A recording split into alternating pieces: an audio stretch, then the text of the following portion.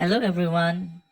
As we have discussed about the primary hemostasis in our previous video, today we are going to talk about secondary hemostasis.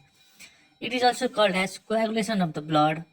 It is a process in which coagulation cascades activates the fibrinogen to change it into the fibrin, which ultimately changes the soft platelet plug into hard and insoluble fibrin clot.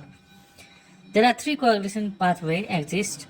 The first one is intrinsic pathway.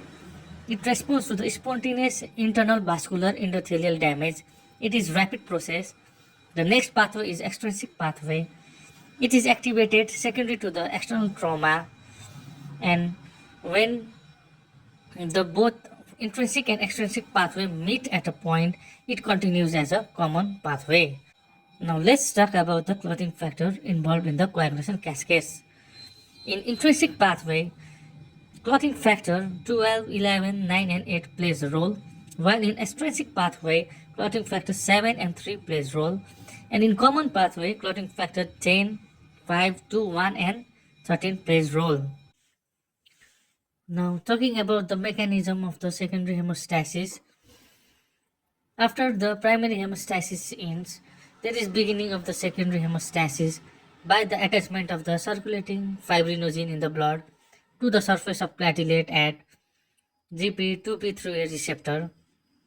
After the attachment, there is phosphatidylserine emerging on the platelet surface, which is negatively charged, which provides an excellent surface for calcium ion to bind, but it does not completely neutralizes the positivity of the calcium ion, and hence the serine protease present on the clotting factor 2, 7, 9, 10, 11, 12 undergoes vitamin K dependent carboxylation and hence becomes negatively charged by the addition of the carboxyl group at the glutamic acid residue of the clotting factor, and hence this negative charge clotting factor gets attached to the calcium, which is binded with the phosphatidylserine present on the platelet surface. After the binding of the clotting factor with calcium and platelet surface, the fibrinogen gets activated to convert into the fibrin. In this diagram, this is platelet present in the platelet plug, which contains GP2A3B receptor, where the circulating fibrinogen gets attached.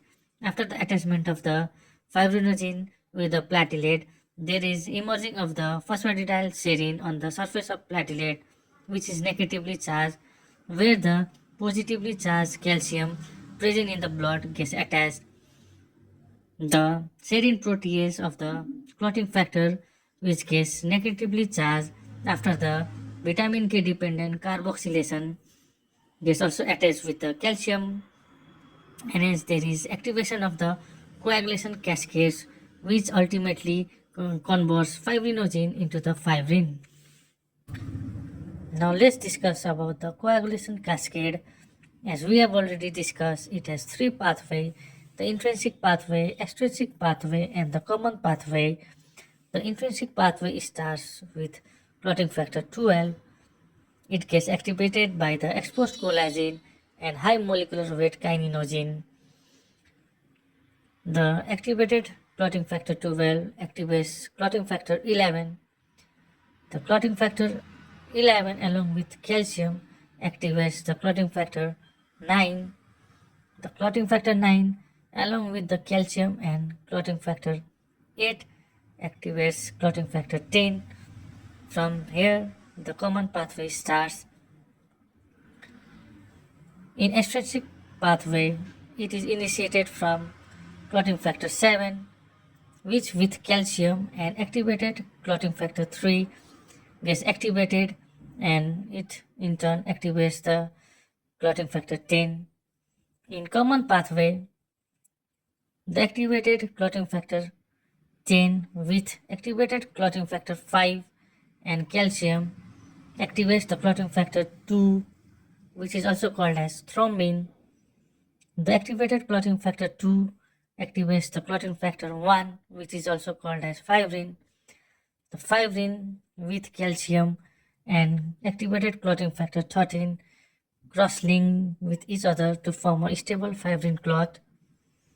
This is the coagulation cascade in short. Thank you.